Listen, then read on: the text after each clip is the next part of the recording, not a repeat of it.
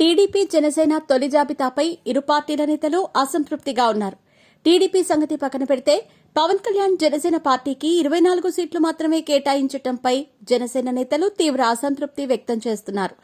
ఇల్లు ఆస్తులు అమ్ముకొని పార్టీ కోసం కష్టపడిన వారిని పవన్ కళ్యాణ్ పట్టించుకోలేదని అసహనం వ్యక్తం చేస్తున్నారు. ఇక పవన్ కళ్యాణ్ తీరుపై కాపు నేత మాజీ మంత్రి చేగొండి హరిరామ జోగయ్య అసహనం వ్యక్తం చేశారు. సీట్ల పంపకం విషయంలో పవన్ కళ్యాణ్ ఉద్దేశిస్తూ బహిరంగ లేఖ రాశారు. జనసేనకు కేవలం 24 సీట్లు ఇవ్వటమేంటి? ఆ పార్టీ పరిస్థితి అంతహీనంగా ఉందా అని ప్రశ్నించారు.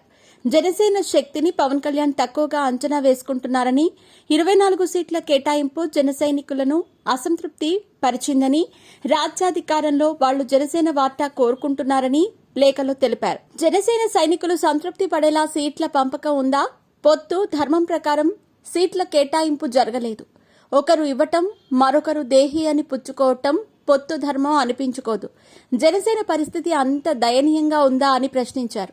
118 సీట్లలో కమ్మవారి 24 సీట్లు, కాపులకు 15 సీట్లు, బీసీలకు 25 సీట్లు, రెడ్లకు 17 సీట్లు ఇచ్చారని, ఏ ప్రాతిపదికన ఈ సీట్ల పంపకం జరిగిందని ప్రశ్నించారు.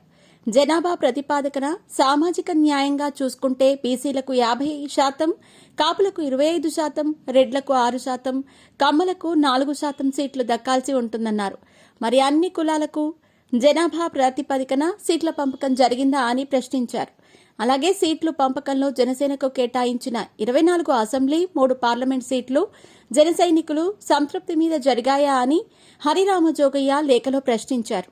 అయినా ఒకరు ఇవ్వటం, మరొకరు దేహి అంటూ పుచ్చుకోవటం పొత్తు ధర్మం అనిపించుకుంటుందా అని హరిరామ జోగయ్య లేఖలో ప్రశ్నించారు. జనసేన చేయి చాచి తీసుకోవటం ఏంటి అని ఘాటుగా విమర్శించారు. జనసేనకి 24 సీట్లకు మించి నెగ్గగల స్తోమత లేదా?